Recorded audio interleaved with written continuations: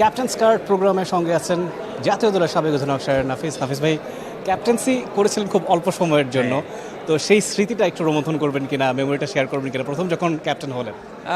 দেখুন, আমি যখন ক্যাপ্টেন হয়েছিলাম একটা ম্যাচেই ক্যাপ্টেন্সি করেছি, তখন বুঝতে পারি নাই, খুব বেশি এক্সাইটমেন্টও কাজও করে নাই। কিন্তু এখন যখন আই লুক ব্যাক তখন মনে হয় যে আমি আসলে একটা ইতিহাসের অংশ ছিলাম। বাংলাদেশের প্রথম টি-20 ম্যাচে আমি অধিনায়কত্ব করার সুযোগ পেয়েছিলাম, এটা আমি এখন খুবই গর্ববোধ করি এবং আমার কাছে খুবই ভালো লাগে। এবং নামের পাশে যখন দেখি লেখা যে বাংলাদেশের প্রথম টি-20 ক্যাপ্টেন, খুবই ভালো লাগে। এটা খুবই গর্বের ব্যাপার, খুবই সম্মানের একটা ব্যাপার। নাফিস ভাই, এই ধরনের যে আয়োজন, আপনি যেটা বলছিলেন একটা মাত্র ম্যাচে ক্যাপ্টেন্সি করেছেন, এখানে অনেকে আছেন যারা আরও অনেকগুলো ম্যাচ ক্যাপ্টেন্সি করেছে বা এরকম অল্প সময়ের জন্য যারা ক্যাপ্টেন্সি করেছে, আমরা মোসাদ্দেক হোসেন সৈকতকে দেখলাম।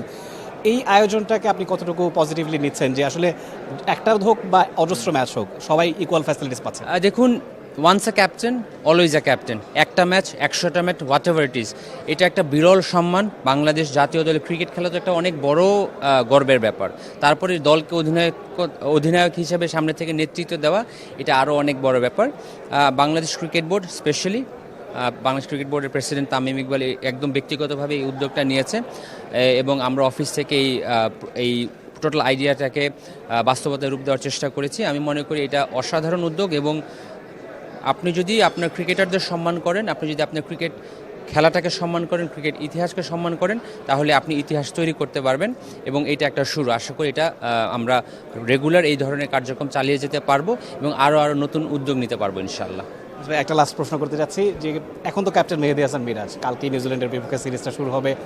মিরাজের মধ্যে ক্যাপ্টেন্সি ব্যাপারটা আপনি কেমন দেখেন? আন্ডার-19 তিনি ক্যাপ্টেন ছিলেন, তার মধ্যে ওই ক্যারিসম্যাটিক ব্যাপারটা আছে, বা এই সিরিজটা সম্পর্কে আপনি কতটুকু হোপফুল?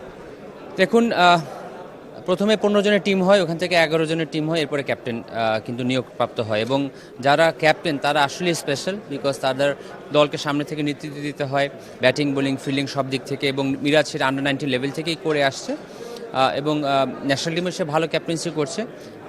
আমি আশা করি ওর নেতৃত্বে বাংলাদেশ ক্রিকেট এগিয়ে যাবে। যেহেতু বাংলাদেশের আগামী ওয়ার্ল্ড কাপ পর্যন্ত ওয়ানডে ক্যাপ্টেন, আমি আশা করি ওর নেতৃত্বে বাংলাদেশ ওয়ানডে টিম খুব ভালো খেলবে এবং আগামী বিশ্বকাপে আমরা ভালো খেলবো ইনশাআল্লাহ। থ্যাংক ইউ সো মাচ নাফিস ভাই আমাদের সঙ্গে যাওয়ার জন্য।